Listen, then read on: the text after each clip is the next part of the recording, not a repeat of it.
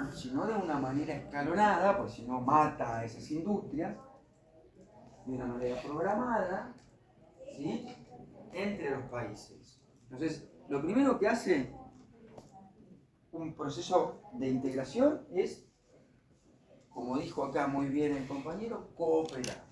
Cuando uno habla de cooperar, no está diciendo me entrego, está diciendo me siento, converso, discuto condiciones comerciales. ¿Y por qué lo hago? ¿Por qué me siento con Brasil o con Uruguay o con Paraguay y discuto la disminución de aranceles que eventualmente implicarían una exposición a un tipo de producción industrial o semi-industrial o agropecuaria o lo que sea?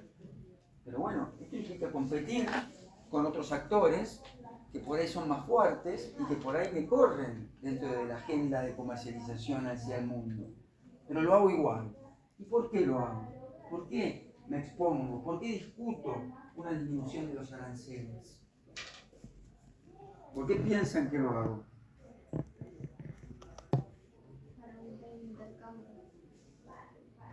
Para aumentar el intercambio comercial, bien, para aumentar la escala, para aumentar la capacidad, para mejorar la competitividad de la producción de estas economías, ¿sí?, para superar dificultades en la producción.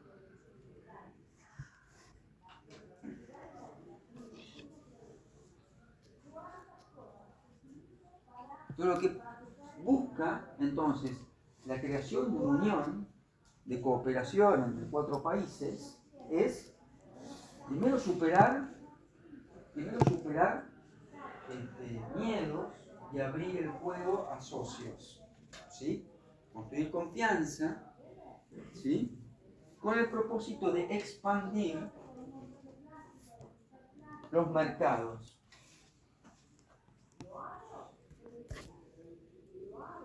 Y aumentar, como dijo la compañera, el intercambio comercial, lo que supondría una mejora en el nivel de ingresos del grupo y de cada uno de los estados, nación que integran el grupo.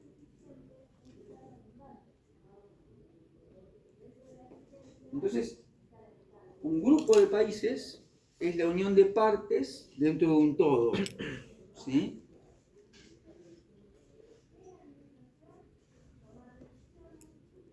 En algunos casos, esta integración no es solo una integración comercial, pero también es una integración social, ¿sí?, una integración cultural.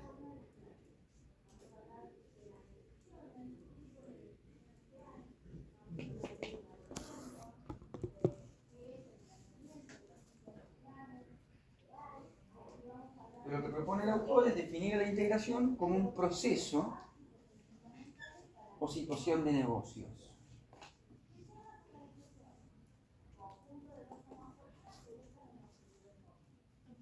Cuando les hablo de proceso es lo que les estaba referenciando recién, ¿sí? Un proceso difícil, proceso o situación de negocios. Lo que les estoy comentando cuando hablo de este proceso, es la palabra que utiliza de la balaza, es este camino arduo de discusiones sobre disminución de aranceles que va a variar dependiendo del tipo de posición arancelaria. Hay posiciones arancelarias que son más sensibles y algunos países quieren protegerlas más que a otras. Hay posiciones arancelarias que terminan siendo más paradigmáticas, como fue el caso, por ejemplo, de la industria del sector metalmecánico o de la industria automotriz, que terminó negociando una distribución de producción que generó que la industria intrazona de la industria automotriz funcionase más o menos. Otro caso muy diferente es de lo que es el del azúcar y los derivados, que hoy tienen a los biocombustibles, que tienen un régimen especial, ¿sí?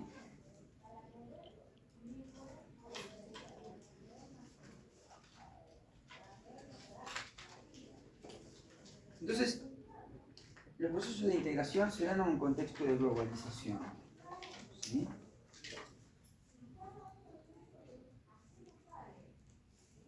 en el que hay un mayor flujo migratorio, en el que hay mucho más conectividad, en el que se desarrollan las telecomunicaciones, lo que supone un nuevo tipo de orden, ¿sí? Entonces, Béla Balazs habla de esto, es un autor que escribe en los 60, es un autor de origen italiano, pero que vive en Estados Unidos, y que describe los procesos de globalización y de integración económica, como parte de los procesos de consolidación del capitalismo. Acuérdense que es americano, es italoamericano y que escribe desde esa mirada.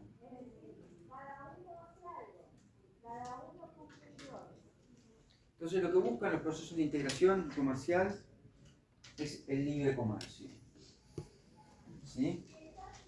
Buscan expandir sus mercados, buscan promover la industrialización de sus industrias, buscan promover el fortalecimiento de sus sistemas financieros, expandir su mercado de capitales. Esto es lo que busca entonces el proceso de integración. Entonces, cuando hablamos del proceso, nos damos una idea de una cuestión más de corte dinámico, no estático, ¿sí?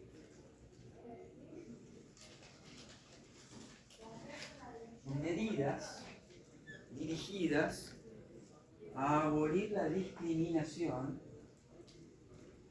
entre unidades económicas, ¿sí? A abolir, es decir, a disminuir las barreras arancelarias entre las 4 unidades económicas, ¿sí? Medidas encaminadas a disminuir estas discriminaciones, estas barreras arancelarias.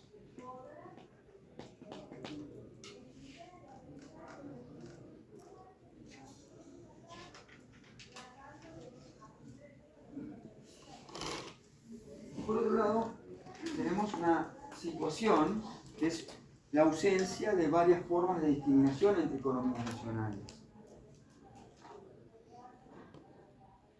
¿Cuáles son los beneficios dice el autor, derivarían de estos procesos de integración en el marco de la globalización? Dice Béla Balazs, esto redundaría en una disminución de los costos, una mayor competitividad,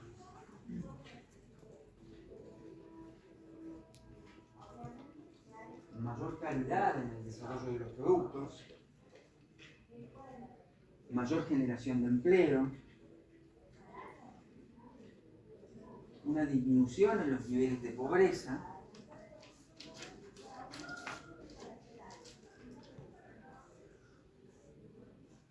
y procesos de innovación en la industria, ¿sí?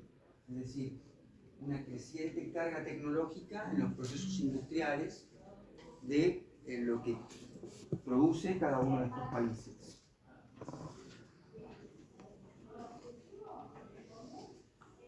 Entonces lo que hace la integración es crear comercio, reducir o eliminar aranceles y crear empleo.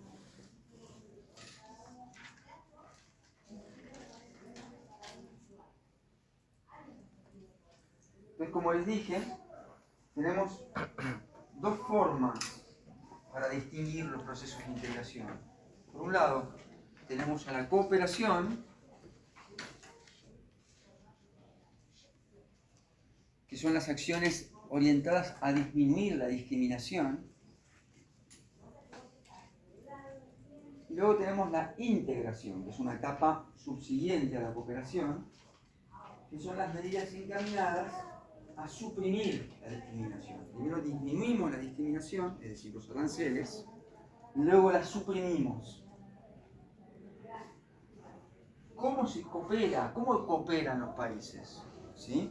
En general lo hacen a través de acuerdos ¿sí? Por ejemplo, en el caso del Mercosur, los que les mencioné, el Tratado de Asunción, el Protocolo de Europeo, el Protocolo de Buenos Aires.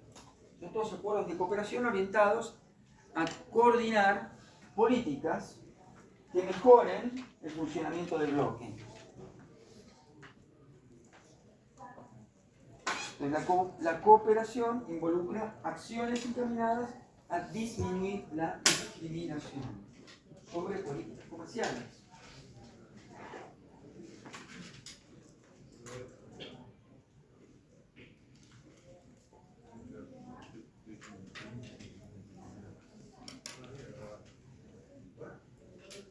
Ahora vamos a clasificar los distintos grados de integración, ¿sí? El primero de ellos es el de la zona de libre comercio.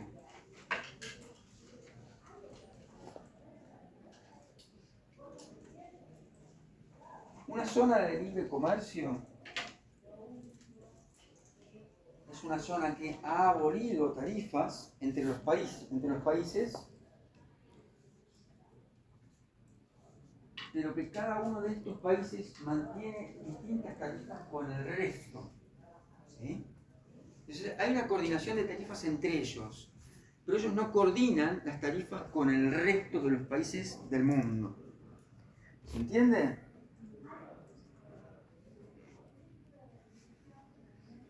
Mientras que en una unión aduanera, a diferencia de una zona de libre comercio, que es el segundo tipo de... El primero es la zona de libre comercio, el segundo es la unión aduanera. En el primero, los países acuerdan sus tarifas y disminuyen los aranceles, entre ellos, ¿sí? Acá los 4 países del Mercosur discuten y disminuyen entre ellos las tarifas. Pero cada uno de ellos va a fijar las tarifas que quiera con el resto de los países. Esa es una zona de libre comercio. Una unión aduanera, los 4 países van a negociar la disminución de tarifas y van a fijar las disminuciones de aranceles y van a acordar que van a fijar de común acuerdo las mismas tarifas con otros países, ¿sí? Es decir, se van a ubicar en una posición igual entre ellos para no darse ellos ventajas respecto de otros, ¿sí? Para tener una situación de igualdad respecto de sus socios a la hora de discutir con un socio comercial externo. Entonces, primero vimos la zona de libre comercio, luego repasamos el tema de las uniones aduaneras, ¿sí? Luego tenemos al mercado común. En un mercado común, la principal característica es que se suprimen las restricciones al movimiento de factores, al movimiento de capital y al movimiento de trabajo. ¿Qué quiere decir esto? ¿Qué quiere decir que se suprimen las restricciones? Bien, la libre circulación de mercaderías, la libre circulación de personas, ¿sí? Y de capital. Esta es una forma de integración mucho más avanzada que la unión aduanera o la zona de libre comercio, porque implica tener muy aceitados, por ejemplo, acuerdos laborales, acuerdos fiscales, acuerdos aduaneros, acuerdos de policía, porque hay temas vinculados con seguridad, narcotráfico, terrorismo. Entonces, el salto, aunque no está descrito con toda la intensidad, se la doy yo, entre una unión aduanera y un mercado común es mucha la diferencia. Y supone un grado de coordinación tal que, por ejemplo, salga un camión de aquí, del puerto, yéndose hacia Fortaleza o hacia Asunción, y que así como salga, llegue sin paradas. ¿Sí? Imagínense esto lo que implica en términos de armonización. O sea, armonizar la legislación aduanera, armonizar la legislación fiscal, ¿sí? En general, armonizar todo lo que son las políticas de seguridad, que es un tema muy importante, temas del terrorismo, ¿sí? Es una instancia que por ahora aquí tenemos lejos en nuestra región. Pero bueno, eso es un mercado único, ¿sí? Es suprimir las restricciones al movimiento de factores, capital y trabajo, ¿sí? Es como dar un salto al vacío. Yo ya tengo la posibilidad de que cualquier empresa que está aquí se pueda ir a Brasil, o que venga una empresa de Brasil, o que una empresa de Brasil mande sin trabas su mercadería hacia la Argentina y viceversa, que la Argentina mande hacia. Esto implica una exposición al tejido productivo importante. Entonces, por eso les digo que es un salto grande. Luego tenemos una unión económica, que es el paso que sigue al de la unión del mercado común. Una unión económica implica la armonización de políticas nacionales. ¿Esto qué quiere decir? Que las normas van a ser las mismas y que las va a, por ejemplo, el CMC va a fijar una política de armonización en materia aduanera. El CMC con el Parlasur van a aprobar una política de armonización en materia de cooperación en seguridad y terrorismo. Los parlamentos, es una gran diferencia con la Unión Europea. La diferencia, en la Unión Europea, el Parlamento Europeo aprueba la normativa y ya es efectiva. En Argentina, en Brasil, Paraguay, Uruguay, cuando el Parlasur aprueba una normativa, se transmite a los parlamentos de los países miembros que deben suscribirla. ¿Sí? Y suscribirla es una instancia que no siempre se da, ¿sí? Porque el Parlasur no tiene todavía el poder y el peso político que puede llegar a tener el Parlasur. Pero fíjense lo importante que sería tener un Parlasur cuyas sanciones normativas sean de cumplimiento efectivo y no sean optativas, y que los parlamentos de cada uno de los países que forman parte del bloque lo deban suscribir o no. Si no quieren hacerlo, no están obligados. No están obligados a suscribir las normativas. Entonces, cuando hablamos de una unión económica, hablamos de armonización de políticas nacionales, y a esto me refiero, ¿sí?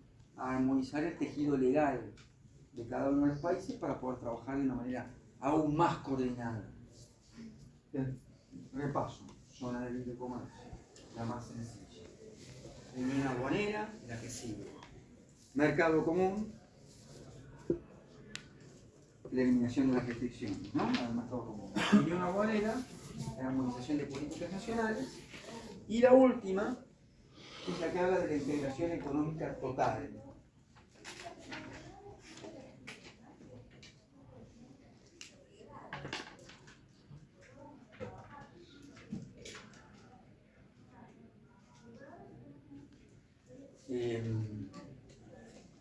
Esta unificación económica total se refiere a que haya una unificación monetaria, es decir, que todo el espacio tiene una única moneda, una unificación fiscal,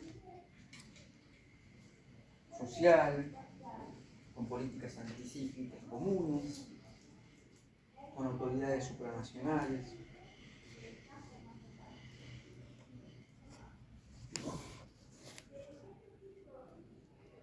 Lo que implicaría entonces esta instancia es la unificación de los países. Bueno.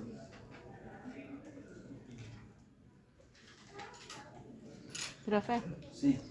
unificación monetaria, social y qué más. Fiscal, aduanera, ¿sí? De políticas anticíclicas. ¿Saben lo que son las políticas anticíclicas?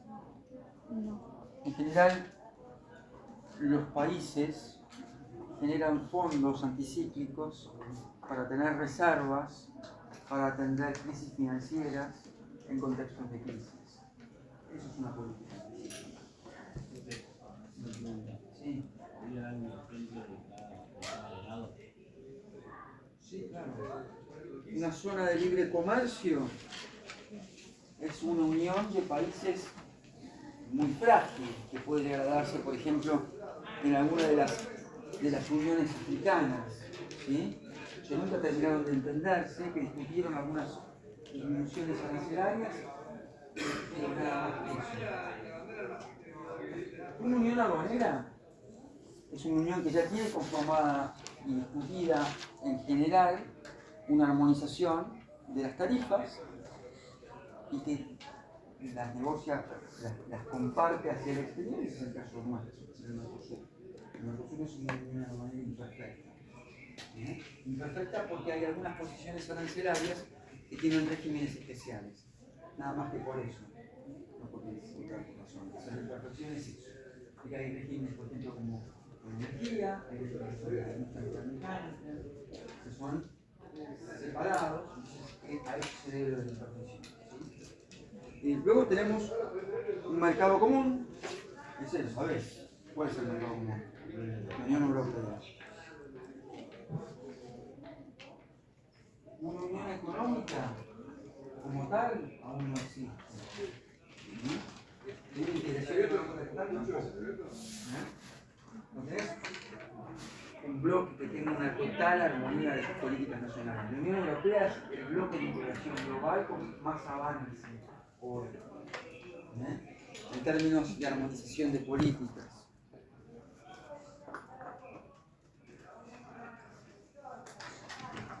El ASEAN, por ejemplo, es un mercado común.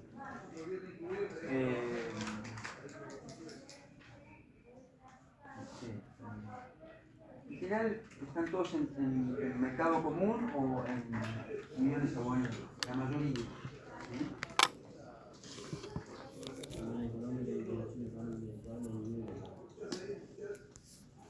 Y pensar en un bloque de países que estén totalmente armonizados y que hayan constituido una nueva nación. No, no hay. No hay.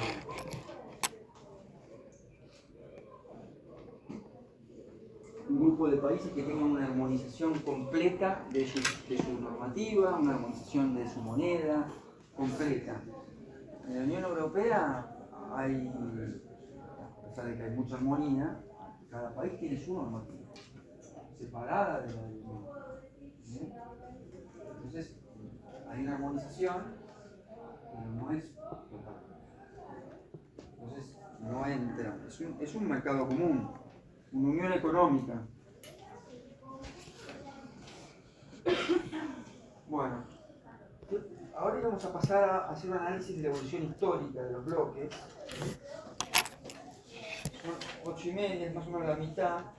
Si les parece, cortamos 10 minutos, son 28, y retomamos y 40.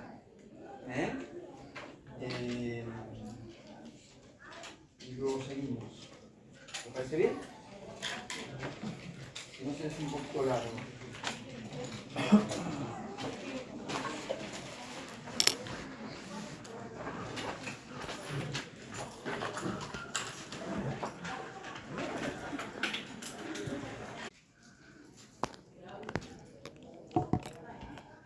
Obstáculos políticos que impiden la consolidación de procesos de integración. Luego, el más importante, el que nos importa a nosotros, pues por eso estamos acá, es el que se da a partir del año 45, o sea, es decir, el periodo que arranca con el cierre de la Segunda Guerra Mundial, en donde se empieza a dar un incremento en los niveles de interés por los beneficios políticos y económicos de la integración.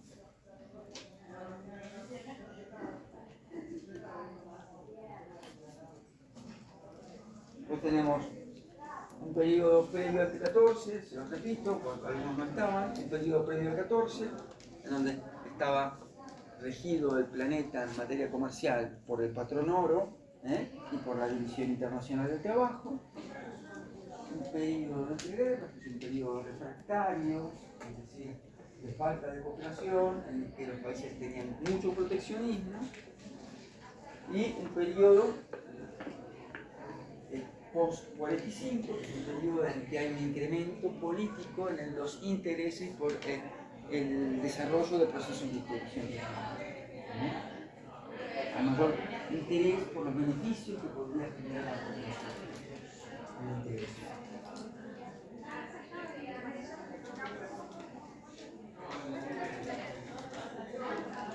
La primera experiencia que nosotros vemos que se da en el siglo XX en materia de integración tiene origen en el 5 de septiembre del 44 por la creación de lo que se conoció como el Benelux, Bélgica, Netherlands, Luxemburgo. ¿Qué año fue?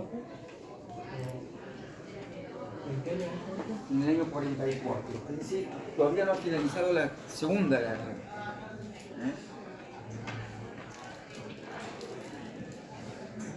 Este tratado de unión aduanera, o Benelux, luego en la década del 60 será reemplazada por la Unión Económica del Benelux.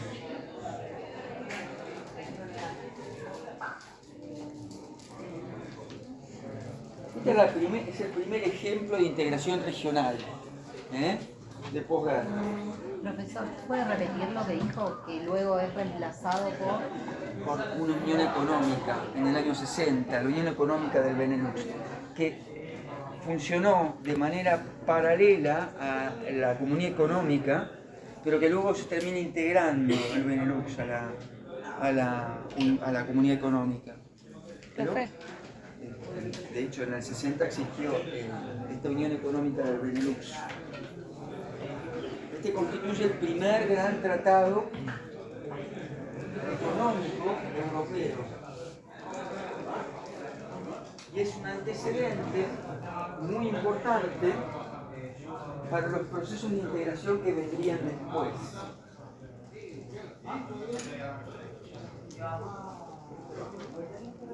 ¿Cómo fueron los procesos de integración que se fueron dando? La generación de los procesos de integración. El primero, en el año 52, se llamó... Sí. Sí.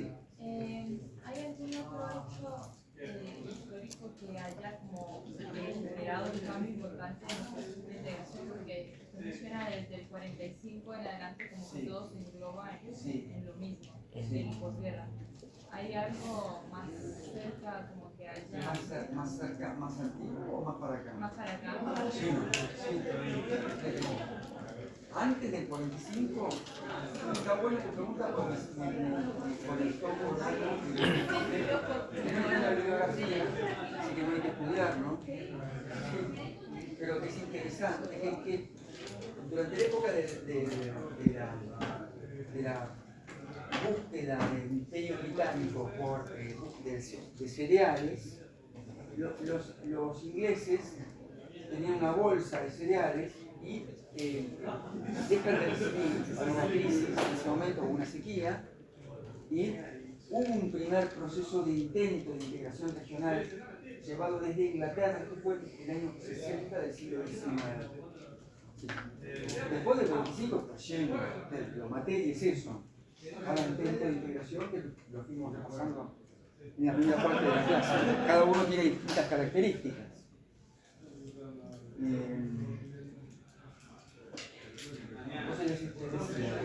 Entonces, el primer antecedente de integración que registramos en esta etapa, yo les decía, ¿se acuerdan? 14, entreguerras, o 45. En el 44, el Benelux. Es el primer intento de integración económica que se da dentro de la Unión Europea. Ahora, con la creación del bloque, en el 57, en el año 52 había habido un antecedente. La primera construcción del bloque que se da más allá de la cruz en el año 52. Era una unión muy orientada a discutir en donde estaban las posibilidades económicas dentro de Europa. Imagínense 1952 Europa. En 1952 Europa era la misma devastación. ¿Sí? Estaban focalizados en ver de qué manera podían construir canales para poder desarrollar alimentos y comer. Eso era Europa en el 52.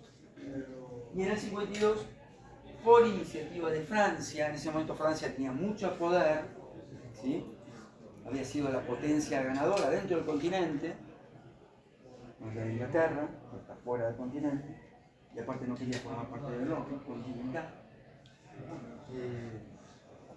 Crean lo que se conoció como la SECA. ¿Algunos de ustedes saben lo que es la SECA? ¿Qué es la SECA? ¿Y qué temas abordaba la SECA?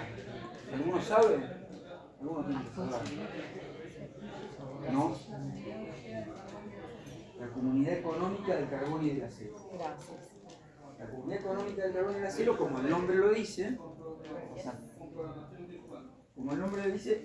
buscaba discutir y negociar las formas de intercambio sobre carbón y acero, que era energía para la industria y acero para la producción industrial, que en ese momento tenía baja carga tecnológica y no tenía mucho desarrollo, pues la que había sido destruida antes y no quedaba. Estaba en pleno plan Marshall, lo veremos. Otro antecedente que también se da en el ámbito del continente europeo como proceso de integración es el EFTA.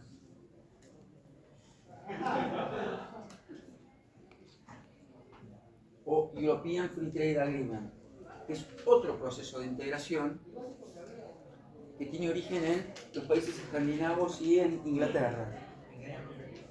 El EFTA es del 60. ¿Sí? Perdón, no les dije algo importante.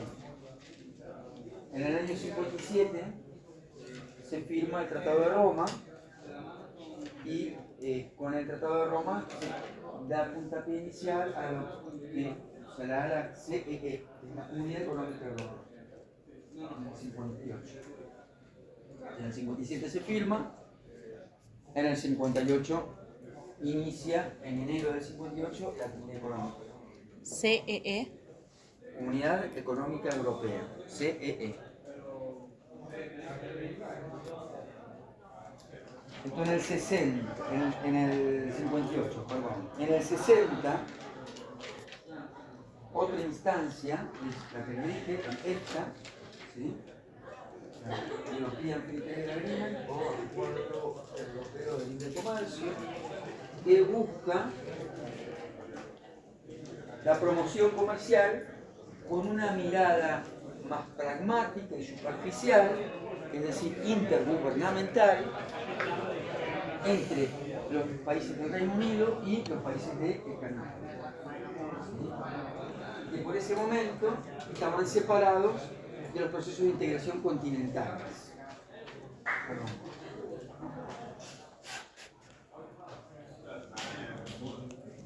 De manera contemporánea, pero en otra región del planeta, se inicia otro proceso de integración. Aquí, en Sudamérica, ¿sí? La Asociación Latinoamericana de Libre Comercio, o ALAE, se firma en Montevideo en el año 60 y busca de manera muy ambiciosa y por ahí no muy con los pies en la tierra, porque fracasó, pero está muy bien lo de la ambición, promover un régimen de disminución escalonada arancelaria en todo el continente. La integraban todos los países del continente, todos, en 1960. Ese es otro proceso de integración. Luego tenemos el MSCA. El MSCA es del 60, Mercado Común Centroamericano. Perdón, profe, MCCA, Mercado Común Centroamericano. Ok, gracias. Es otro proceso de integración. ¿Cómo? Son todos, fíjense ustedes, porque está bueno que lo vean, como en general a nivel global hay corrientes, ¿sí? Con la posguerra, ya el mundo académico empieza a incidir y trabajar sobre la necesidad de poder generar espacios de integración más ampliados entre los países. Y por eso es que vemos que en el 58 se firma el Tratado de la Unión Económica Europea, en el 60 los países del norte, el Reino Unido y Escandinavia, en el 60 Centroamérica, en el 60 Sudamérica, y en el 67, de manera exógena, acuérdense, por flujos de cooperación norteamericana, pero para el caso arranca en el 67, con la firma de esa carta, el acuerdo que da puntapié inicial a la distribución de los fondos de la cooperación norteamericana en Asia. Acuérdense, Tailandia, Indonesia, Singapur, son países que conforman inicialmente el bloque del Asia. ¿De cuál parte? Vamos a causar una presentación. De todas maneras, en el año 67 se firma esa carta, el acuerdo que da puntapié inicial al bloque de Asia. El bloque informal inicialmente, y que fue creado primero para la incidencia de los Estados Unidos en el espacio geográfico, pero segundo, para poder distribuir los fondos de la cooperación.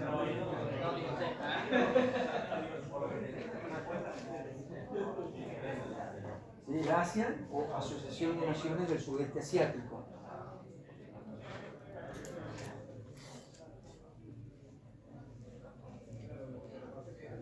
Entonces, lo que dice Vela, Balassa, es que los objetivos de la integración son los de la distribución, ¿sí? La integración económica y el bienestar.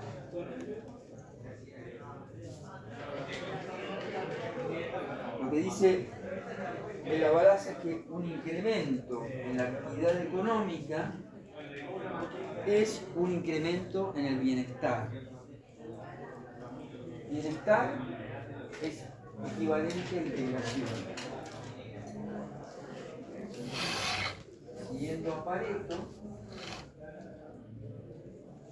un incremento en el bienestar humano solamente conduce a un incremento en el bienestar social.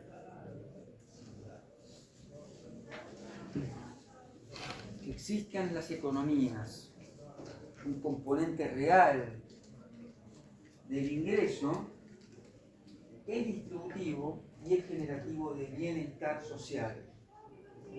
Esto dice Vela. Lo que les acabo de decir es importante. Sí, que un incremento en la actividad económica es un incremento en el bienestar. Bienestar es igual a integración.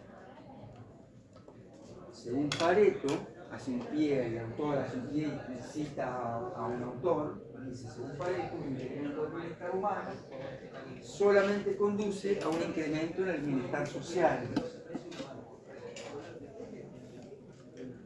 Entonces, sigue el autor, un aumento real en el componente del ingreso es distributivo y es generador de bienestar social.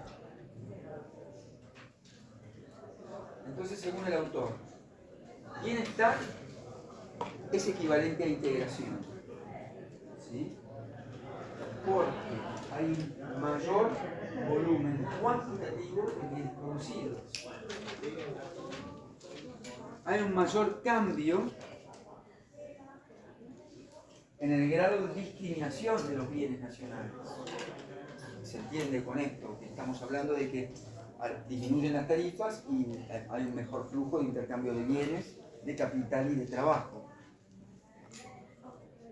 Esto genera un cambio en la distribución de los ingresos. ¿Me siguen? Y una distribución de los activos dentro de los países.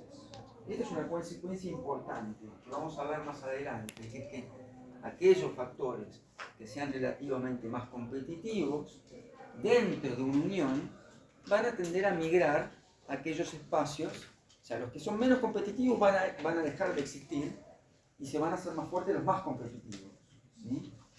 Va a haber una creación en algunos casos de comercio, en otros casos va a haber un desvío del comercio. Ahora lo vamos a ver con más detenimiento. Entonces tenemos dos análisis de supuestos dentro de los procesos de integración. Un supuesto estático y un supuesto dinámico de la integración. Cuando hablamos de un supuesto estático nos referimos a que no hay un movimiento de factores. Se mejora la eficiencia y la distribución de los recursos existentes. Vendría a ser, un supuesto estático vendría a ser algo así como la foto, ¿sí? Una mejora y una capacidad determinada y listo, ¿sí? Y un supuesto dinámico, Se mejora la distribución de los recursos.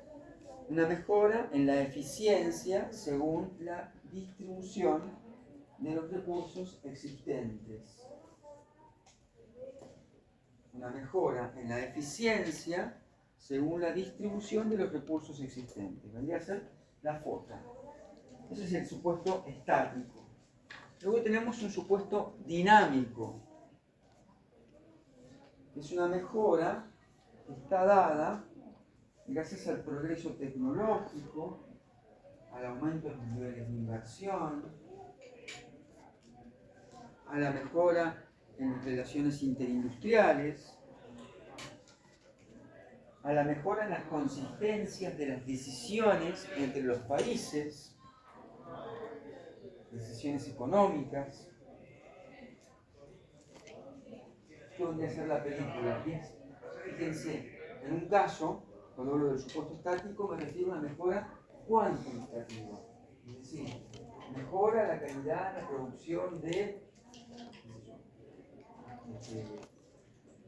industria silvícola, ¿sí? La capacidad de la industria silvícola, de la madera, quiero decir. En general, fue evolucionando y supuesto en la mejora que se está. La foto del rubro sector madera. Ahora, cuando habla del sector dinámico, el autor se refiere a una mejora mucho más importante, que es de corte cualitativo. Una mejora que va a mejorar a su vez la potencialidad de los procesos de integración. Una mejora dinámica. ¿Por qué? Porque mejoran los procesos tecnológicos o mejoran las capacidades de los países para poder atraer inversiones, o mejoran las relaciones interindustriales entre las cámaras de Paraguay, de Brasil, y el flujo y la comunicación para poder intercambiar es más dinámica, ¿sí? Es un supuesto dinámico muy importante porque va a tener un efecto cualitativo en la calidad de la integración.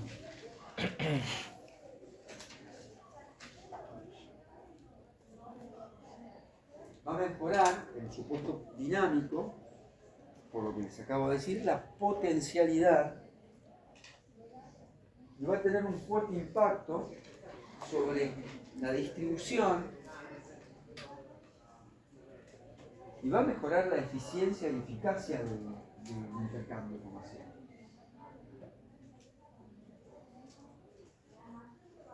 Tenemos entonces los supuestos que les acabo de dar, los supuestos de análisis estáticos y dinámicos, ¿sí? Uno es la foto, mejora un sector determinado, otro es la película, mejoran las calidades políticas y de gestión para poder hacer que este bloque tenga más potencia. ¿Estos supuestos a qué apuntan? ¿Mejor analizar la relación? Estos supuestos, en principio, ahora lo que están apuntando es a analizar cuáles son los procesos, los grados de evolución en los procesos de integración. ¿Qué tenemos por otro lado? A la integración sectorial y a la integración simultánea.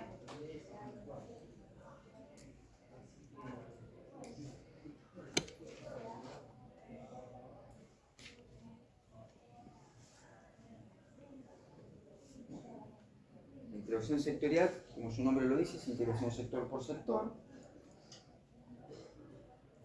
Pero en general tiene una falta en la coordinación entre los países.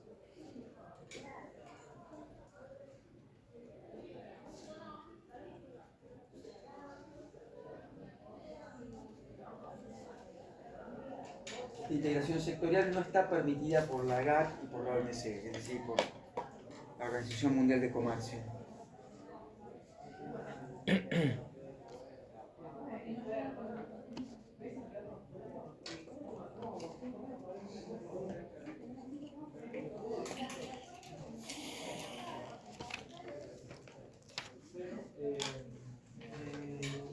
Ahora vamos a ver los distintos motivos que llevan al proceso de integración.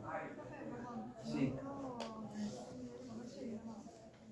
La GATT es un bloque provisorio, que en realidad duró 60 años, que era la Unión para ¿cómo se llamaba la GATT? La GATT era tarifas y el grupo para la armonización de tarifas y... No, pero comercio viene la OMC. Ahí me va a venir. Pero el GATT, o la GATT, como quieran, es la instancia de negociación de tarifas, ¿sí? Que se suponía iba a ser una instancia provisional, breve, pero que arranca en el año 47 y se extiende hasta el año 94. Porque en general la idea era poder tener un bloque global de acuerdo para la disminución de tarifas aranceles, y esto no se logra hasta el año 94. Es cuando se conforma ya de manera formal también en Montevideo la OMC. Bueno, ¿qué buscaban los procesos de integración?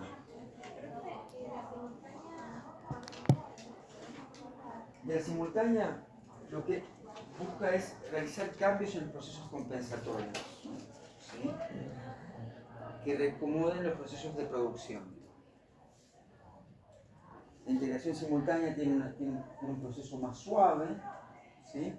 Que busca coordinar y apoyar procesos de transformación macroeconómicos.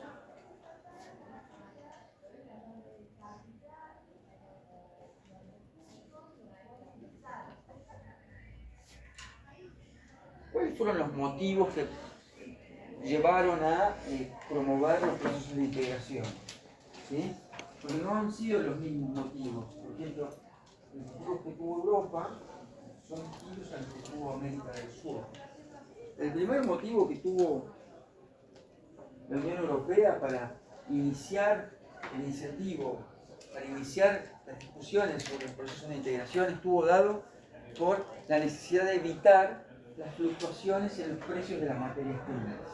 Acuérdense que necesitaban garantizar a su población alimentos de manera estable y económicos. ¿Sí?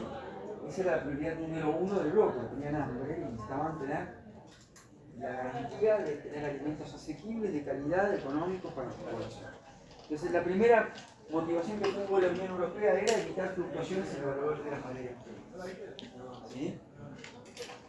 Otra de las razones que buscó la Unión Europea era coordinar las economías para la recuperación. ¿Sí? Otra razón muy importante y que en ese momento era muy fuerte era buscar un espacio, un foro de discusión para evitar posibles potenciales futuros conflictos armados, nuevos conflictos con otros estados. Y por último, la necesidad de generar un bloque económico que tuviese importancia mundial. Entonces, estas eran las razones, si quieren, los incentivos que buscaron los políticos europeos. Ahora, ¿cuáles fueron los incentivos que buscaron los países en desarrollo? Como nosotros, por ejemplo, Sudamérica. La primera razón que buscaron en los países en desarrollo es promover el desarrollo de la industria.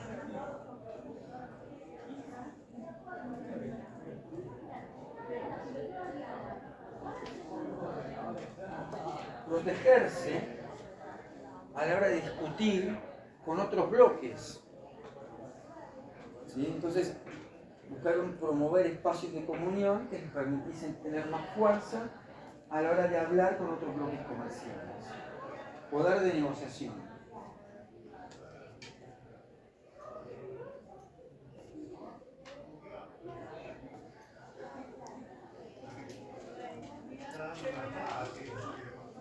Entonces tenemos dos tipos de factores que inciden como estímulo para los procesos de integración, para desarrollar la economía, y factores políticos. Los vinculados con el desarrollo de la economía son básicamente promover grados de equilibrio en el desarrollo, mejorar el intercambio tecnológico,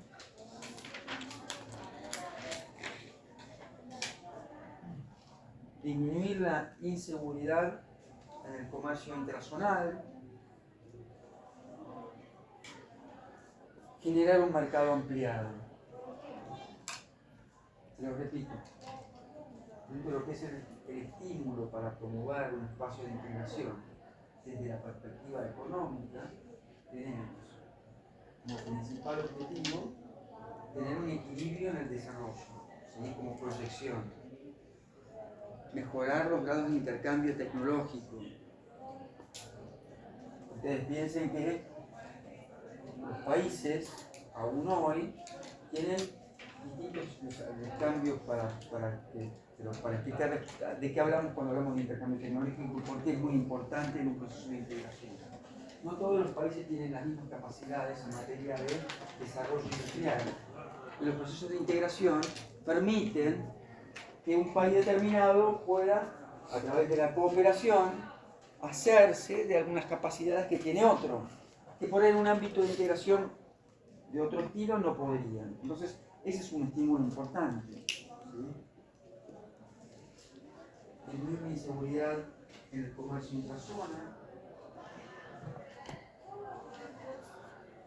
Y por último, y el más importante en términos económicos, es la necesidad de poder generar un mercado ampliado, lo que le va a dar a las industrias que están dentro de este espacio una mayor escala. Si tienen una mayor escala, ¿qué es lo que va a suceder? Que los productos van a mejorar en competitividad, van a mejorar en calidad, y que se van a volver más económicos. Entonces, van a ser más competitivos a la hora de comercializar con el mundo. Por eso el tema de la escala. Entonces el tema del estímulo económico se los acabo de pasar. Y luego están los factores políticos que inciden como incentivos a la hora de generar un proceso de integración. El principal factor político está vinculado con la afinidad cultural, ¿sí? Que es un elemento no cuantificable, pero que es muy importante, ¿sí? Nosotros somos países iberoamericanos, ¿sí?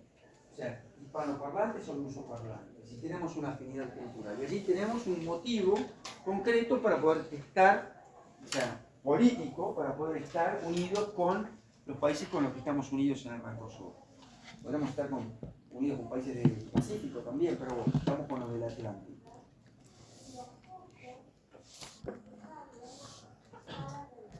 Los factores políticos permiten impulsar nuevas etapas, ¿sí?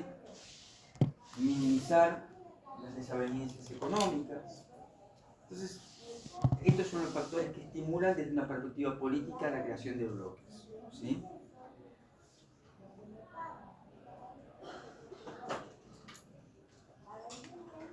Yo les había dicho antes, que decía Brenda Baraza, que el objetivo de la actividad económica es la promoción del bienestar, ¿sí? Y que el bienestar económico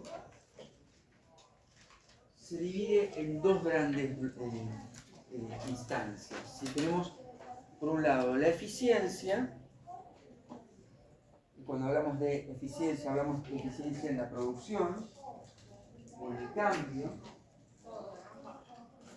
Y por otro lado tenemos a la equidad.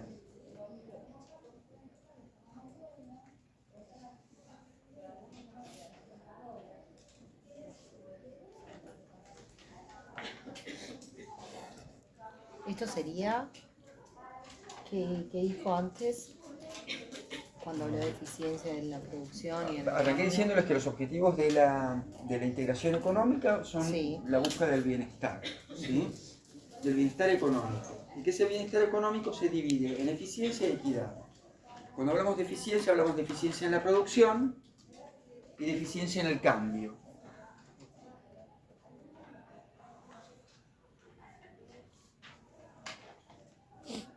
vamos a ver con más profundidad, ¿sí?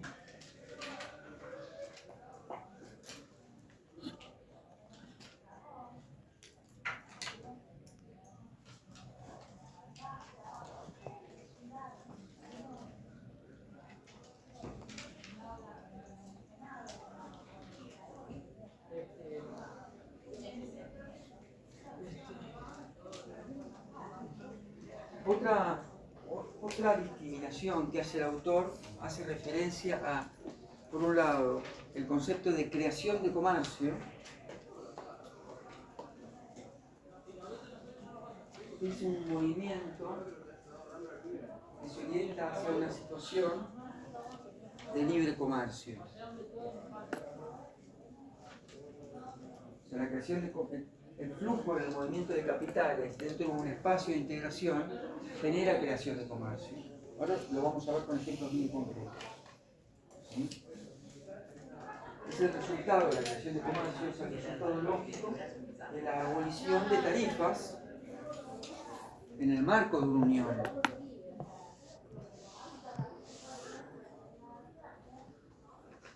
Creación de comercio. Y por otro lado tenemos el desvío de comercio. Entonces, la creación de comercio se movimienta hacia una situación de libre comercio. Lo que hace es cambiar las fuentes con altos costos por otras de costos más reducidos.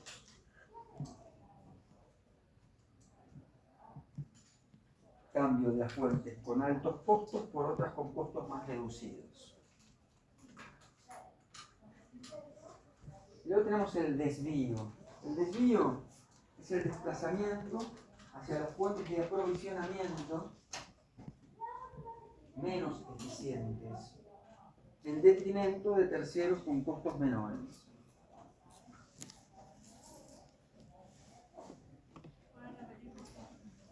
El desplazamiento hacia fuentes menos eficientes de aprovisionamiento, en detrimento de los costos, ¿sí?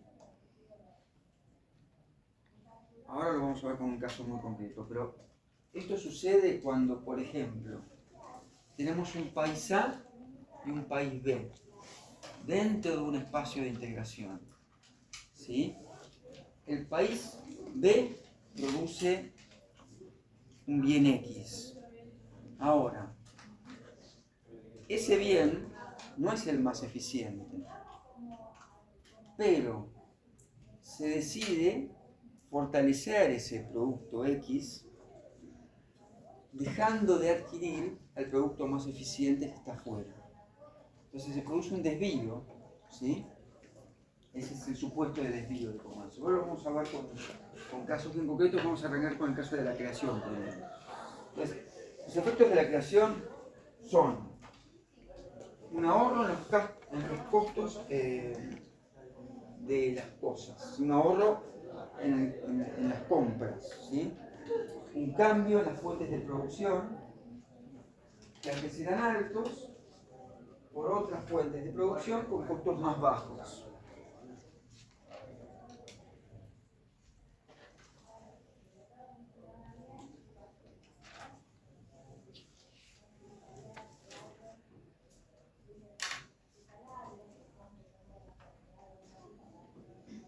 Entonces, volviendo al tema de la creación del comercio, tenemos el caso de un país A,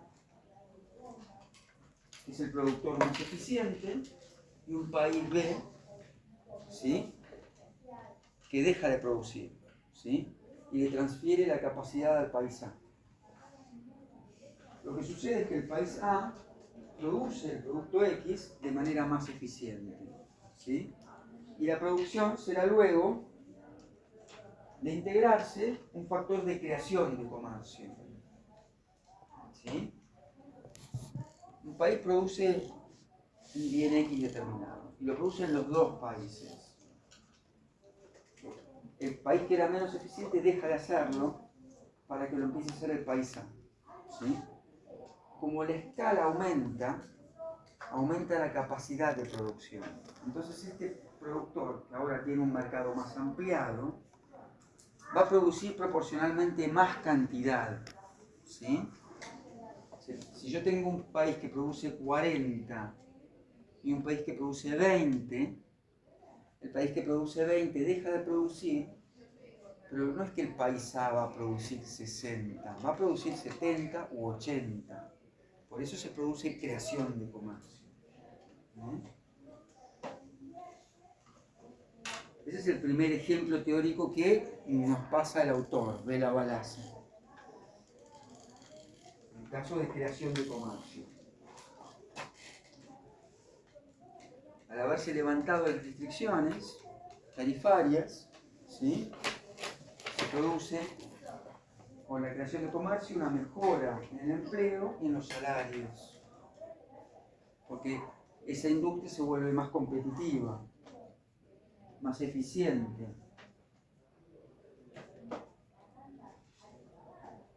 Se produce una suma, como les acabo de explicar, del comercio creado, ¿sí? Ese es el ejemplo 1. Luego tenemos el ejemplo 2.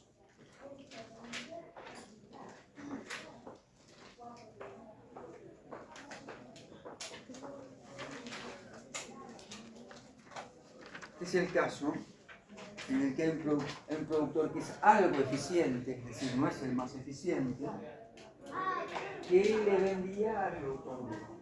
¿Sí? Tenemos el caso, en este segundo ejemplo tenemos 3 escenarios, ¿sí? Un país A, un país B y un país C.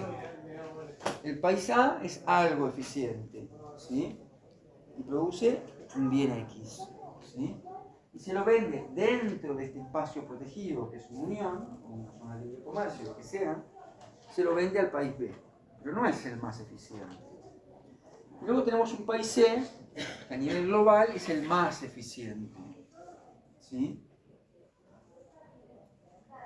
El país con menores costos queda fuera de la integración y la producción será mayor, pero no producirá una creación de comercio, que va a ser menos óptima en términos globales, ¿sí? Dentro de un espacio de integración se reducen los tipos de intercambio y se produce eso, pero de manera menos eficiente. Ese es el caso 2. Perdón, profe, ¿en este caso es creación de comercio también? ¿O desvío por...? No, no es desvío. El desvío lo vamos a ver ahora. Este es un caso de creación menos eficiente. Pero, perdón, el país se queda afuera. El país C en este caso queda fuera, porque dentro de la Unión se decide no comprarle a C. El país B que no producía, yo soy un país determinado y no produzco un bien determinado y lo importo antes de tener un espacio de integración y se lo compro al más eficiente. En este caso era C.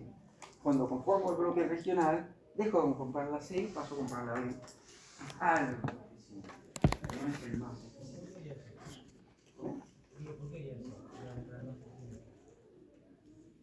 Porque tiene un estímulo por generar un espacio de integración, básicamente por eso.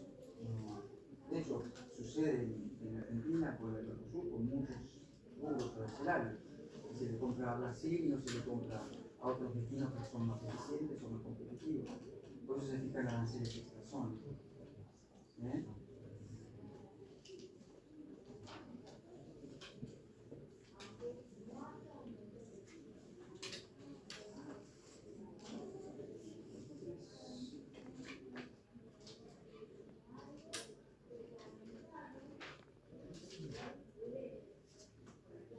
Entonces, en el caso 3, tenemos dos países, un país C, un país A, que es el productor más eficiente, y un país B que no produce, y que es importador neto. Al integrarse, no se producen cambios y seguirá importando el producto del país A. ¿Sí? En este caso, estaríamos hablando de yo me integro con Brasil y Brasil es el más eficiente en un tipo de producción determinado, ahí no me veo perjudicado.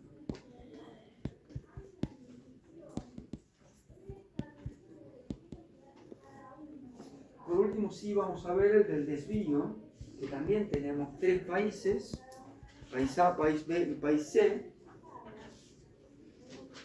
Inicialmente el país A, que es importador neto, adquiere la mercadería de un productor mundial a los menores costos, que sería el país C. Al integrarse, el país A pasa a comprar el producto del país B. El país de menores costos queda fuera de la integración. Entonces así se produce un desvío del comercio. ¿Lo entendieron o se los repito? Tenemos tres países, A, B y C. Yo soy el país A. Y soy un importador neto y se lo compro C, que es el que tiene menos costos para la producción de ese bien. Cuando me integro, le compro a B, ¿sí? Y pierdo competitividad, ¿sí? Tengo más, le compro el país de menores costos, ¿sí? Queda fuera de integración y mi producción, por eso les digo, mi producción va a ser menor, es decir, voy a producir menos y a un costo más alto. Profe, una pregunta. No. Si el país que es importador, le compraba a un país que estaba fuera del bloque. Y le pasa a comprar al B, que es el productor, pero es menos competitivo. Entonces yo le voy a comprar ahora al que tiene menos competitividad y un producto de mejor calidad, de peor calidad. ¿Sí? Entonces ahí se produce una baja en la productividad mínima. ¿Sí? Entonces hay un desvío. Esto es muy similar A la anterior, a la muy creación similar. Al anterior ejemplo, similar. ¿Sí? Pero los más importantes son el de creación, que es el primero, y este último, el de desvío, que es el caso en el que yo compro ahora el menos competitivo y a un costo más alto, y pierdo yo competitividad. Y por eso se produce el desvío de comercio. Profe, pero no entiendo la diferencia en el ejemplo 2 y el 4 en creación menos eficiente. En el ejemplo 2 también había tres países, solo dos producen, no los tres, ¿no? Produce A, que está dentro de la integración, C, que queda afuera y la más eficiente. En el caso del país A, ¿sí? Que es el productor algo eficiente, ¿sí? El país C es el más eficiente, ¿sí? Y el B era importador neto, que le compraba el C, pero luego en la integración le compra Hay un proceso, en este caso, hay un proceso de creación de comercio, pero es menor al costo óptimo mundial, en el caso 2. ¿Sí? Y en el caso del desvío, hay una caída, o sea, no, se pierde capacidad en el intercambio de producción. ¿Sí? Inicialmente el país A, que es el importador neto, adquiere la mercadería de un productor mundial de menores costos, que es el país C. Al integrarse, el país A pasa a comprar el producto de B, que es el país de menores costos, pero el país de menores costos queda fuera de la integración. Y se produce así un desvío de comercio. Profe, una pregunta. Sí. Entonces, ya que si hablamos de eficiencia, habíamos dicho que se refería a la producción. La diferencia entre el caso 2 y el caso 4 habla de eficiencia en la producción y el otro en el caso de los costos. ¿Eso es lo que diferencia los casos de la creación y el desvío? En el caso de la creación, lo que se produce es una mayor eficiencia en la calidad de producción y la cantidad Claro. de producción. Sí. En el caso del desvío, lo que sucede es que disminuye la cantidad de producción y hay una pérdida en la competitividad. Claro, pero por una cuestión de costos, no porque un país No sea más sola- eficiente que el no otro. solamente de costos. Ok. ¿Sí? Yo le dejo de comprar, le paso a comprar a uno que es menos competitivo y pierdo capacidad en el mercado. Entonces, Ok. se pierde la cantidad de productos, se pierde competitividad y por eso se da el desvío. Ok. ¿Vamos? Profe, igual que en los casos del desvío también se puede decir que hay creación dentro del bloque, o sea, se darían las Hay algo de creación, es menos eficiente. ¿Eh? Bueno. Luego tenemos los factores que determinan el impacto en la producción.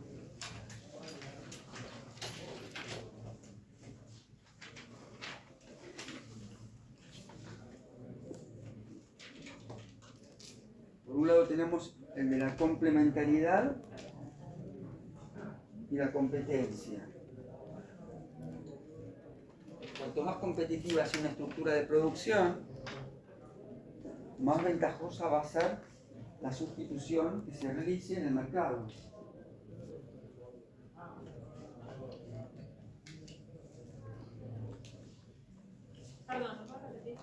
Cuanto más competitiva sea la estructura de producción, más ventajosa será la sustitución que se realice de mercados provenientes de países miembros.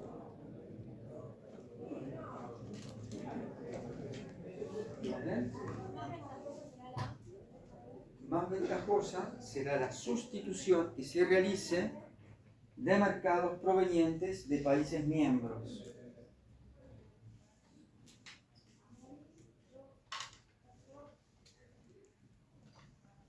Eso es la competitividad, es lo que les acabo de decir. Luego está la complementariedad. ¿Quedó claro lo de la competitividad? Se lo vuelvo a decir. Cuanto más competitiva sea la estructura de producción, más ventajosa será la sustitución que se realice de mercados provenientes de países miembros. Y la complementariedad, está relacionada con el grado de sustitución de mercaderías. Se incrementa si los nuevos bienes importados son complementarios. Entonces, esto es lo que hace los aspectos complementarios y competitivos. Luego tenemos lo referido a la magnitud de la unión. Perdón, ¿puede repetir el anterior? Disculpe, se ¿Cuál incrementa parte? el de complementariedad. La complementariedad, que era la primera, la que ya dije. No, No, la el segunda. siguiente. La El siguiente, segundo. la siguiente es la competitividad. No, dijo primero competitividad y luego complementariedad, que es el grado de sustitución de la... Bueno, complementariedad y competitividad, ¿sí? Es cuando se incrementan los bienes importados, ¿sí? Allí hay una mayor competitividad. Luego tenemos la magnitud de la unión.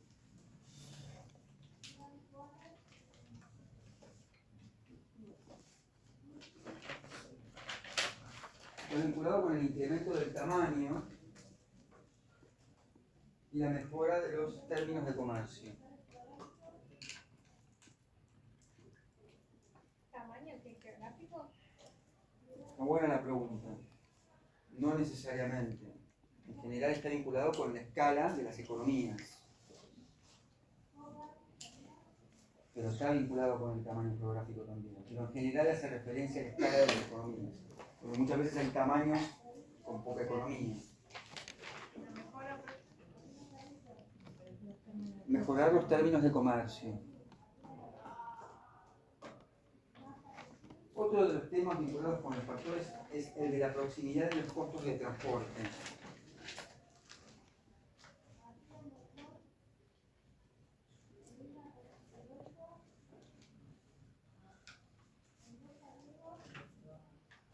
¿Mejorar qué? Proximidad y costos de transporte. Y el último de los factores que determinan el impacto en la producción es el de las alturas de las tarifas, que lo venimos hablando desde hace rato. Los niveles de aranceles.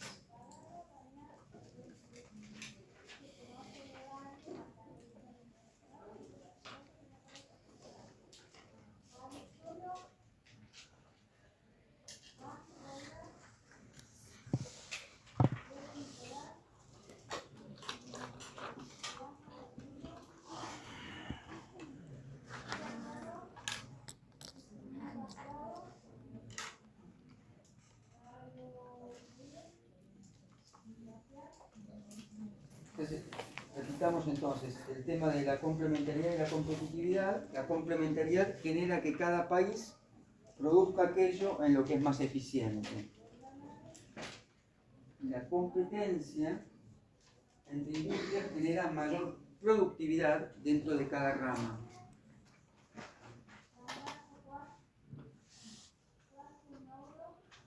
Lo que hace referencia a la unión, a la magnitud de la unión,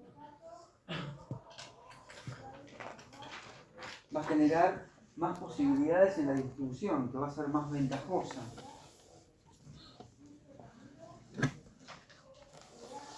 O sea, con una unión de escala mayor, las posibilidades de desvío son menores.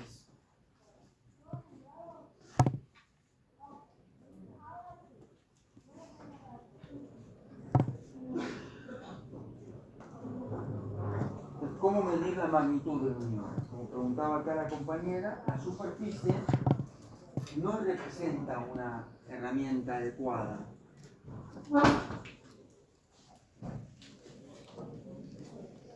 El autor propone lo siguiente para hacer referencia a lo que es la magnitud de la unión.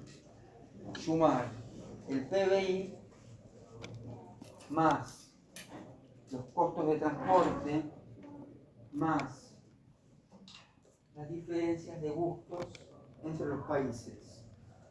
Este último incide, pero no es el determinante. El más importante es el PIB que tiene la economía y los costos de transporte que tiene la economía de los países que lo integran.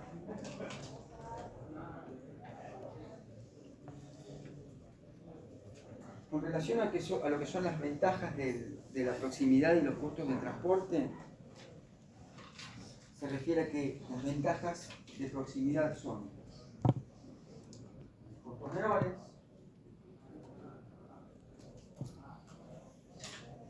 los canales de distribución pueden verse más fácilmente, se pueden establecer con más facilidad.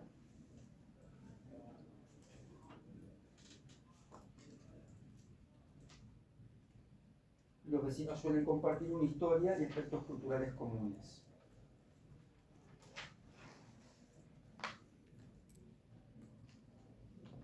En lo que hace referencia a las alturas de las tarifas, la unión será más ventajosa cuanto mayor sea el nivel promedio de las tarifas previas. Es decir, cuanto más bajan las tarifas, más ventajosa va a ser la unión. Cuanto menor sea el nivel promedio de las tarifas con terceros países.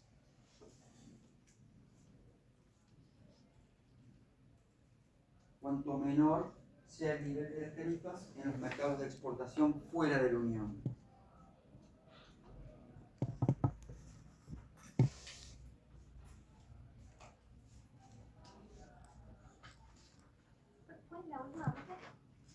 Cuanto menor sea el nivel de las tarifas en los mercados de exportación fuera de la Unión. ¿Salud? Sí. Sí. Cuanto menor sea el nivel promedio de las tarifas con terceros países luego de la integración.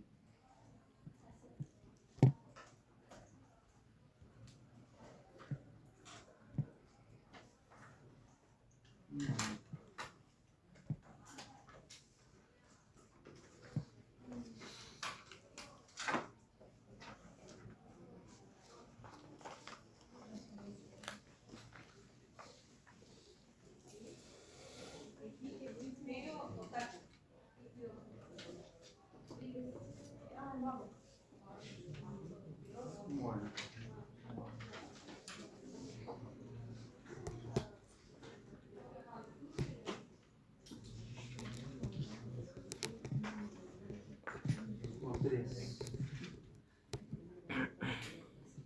Hoy terminamos con el 1.1 y el 1.2. Luciano les va a dar el viernes los puntos del programa, el 1.3 y el 1.4. Y va a hacer un repaso de la unidad. Lo que vimos recién, lo que vieron ustedes conmigo recién es los primeros dos capítulos de Vela Balaza. Y siguen con Vela Balaza con Luciano el viernes. Es un autor largo. Bueno, les voy a tomar lista. Profe, Sí, yo. ¿Ese libro se puede conseguir en la biblioteca, por ejemplo? el libro seguramente se pueda conseguir, pero los apuntes que yo les estoy dando están cargados en el sistema, en el miel. Sí, sí. Cuando ingresar en el miel, vos tenés el apunte ya disponible y lo puedes ver o imprimir. Claro. Dale. El material ya está cargado.